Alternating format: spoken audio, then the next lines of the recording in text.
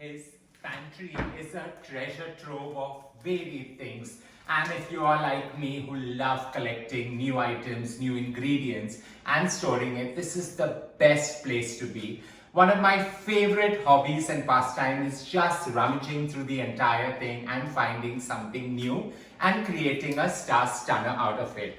One such ingredient that I've happened to come across is barley, and most people use it very underratedly because barley deserves the credit that it's due.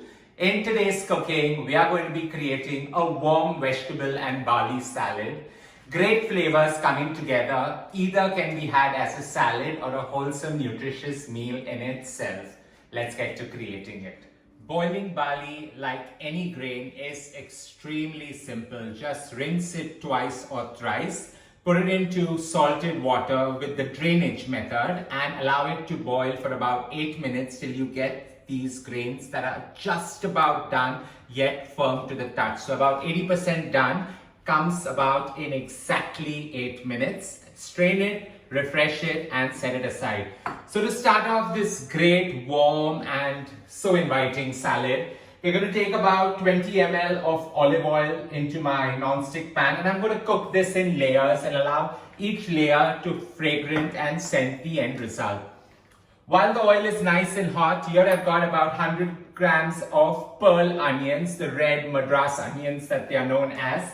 They go right in and you just allow them to sweat, saute for a while before adding some water so that they soften gently.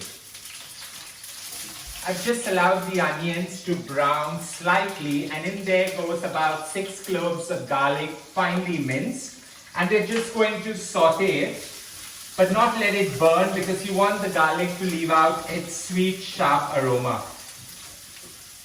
To this I'm going to add half a cup of water so that the onions soften nicely.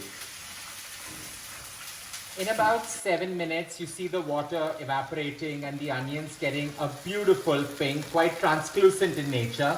So in goes about 400 grams of the barley with that little remaining water, just so that this cooks really well. We're just going to stir fry this entire mix so that it absorbs all the flavors and gets that little bit of crunch that's so required. In this way, your barley that's quite underrated out here gets flavored with the subtle flavor of the onions and the garlic. Let's get to starting seasoning this. So in goes some freshly milled black pepper.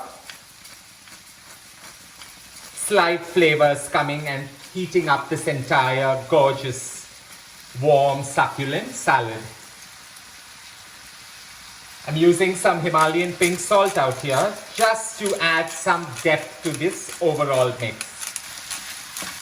You really want this to give out that essential color contrast. So in goes 4 spring onions that I've cut, and I'm just going to infuse this. With the spring onions nicely blended into this, we're just going to infuse this batch with some finely chopped cilantro. So about 1 tablespoon of finely chopped cilantro, just to toss this through and through. And here I'm going a little off the beaten track by adding about a tablespoon of finely chopped flat leaf parsley. You can avoid this step or use any other herb that suits your fancy. Just give all this a toss and switch off the flame. On top of a fancy platter, this goes as the perfect bed to all the grilled vegetables. Now to grill all the vegetables, in goes about 7 to 8 ml of olive oil out here. And we're just going to take 1 zucchini that I've cut into 1 centimeter roundels and get them to start grilling on the pan. So 1 zucchini and 1 squash gets to grilling for about 1 minute to 1.5 minutes on each side before you just flip it over. We're just getting to flipping these squash. You don't want them to char too much, just get the perfect grill marks out here. I'm more comfortable using my hand in and flipping them faster. Just a slight sprinkle of some sea salt on top to season this. With these grilled perfectly well, all we are going to do now is lift this up and start arranging them in quite a fancy fashion right in the center. So while this is one way of doing it, you can go right ahead and just mix everything up. This salad deserves some color, and it's a great way to use leftover vegetables or any odds and ends that you have in your kitchen. So here I have about 150 grams of these gorgeous florets of broccoli that I've blanched, and I'm just going to grill them for about a minute with the remaining olive oil that I have in the pan. So just allow them to toss and grill, not forgetting a generous sprinkling of salt just so that they get that additional char that's required.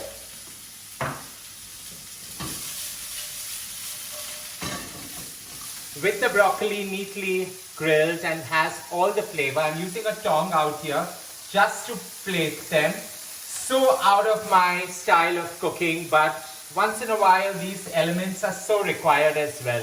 If it was left up to me, I'd rather toss everything up together and enjoy it as a wholesome meal in itself. So you put the broccoli florets neatly arranged. This salad forms the basis of a perfect dish actually when you're entertaining, or even when you have some friends over and this is all that you want to sit and enjoy over. For the final grilling of vegetables, in goes about 5 ml of olive oil, and we are going to put all our peppers. So I've taken one red, one yellow and one green pepper, cut them into these gorgeous triangles, and I'm just going to let all of them grill together. Grill them on the highest possible flames just so that they char, and don't forget to season.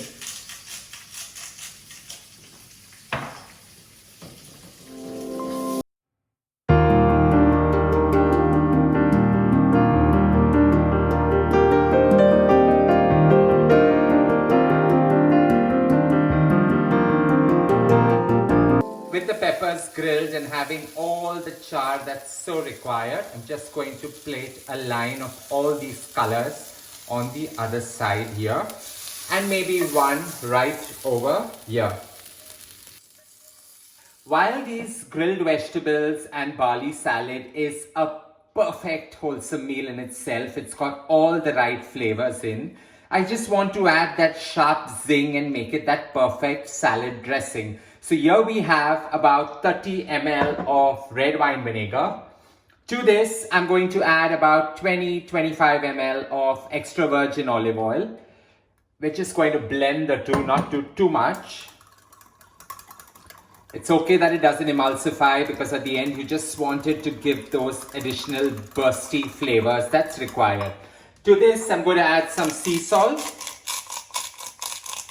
that final sprinkle, freshly milled black pepper,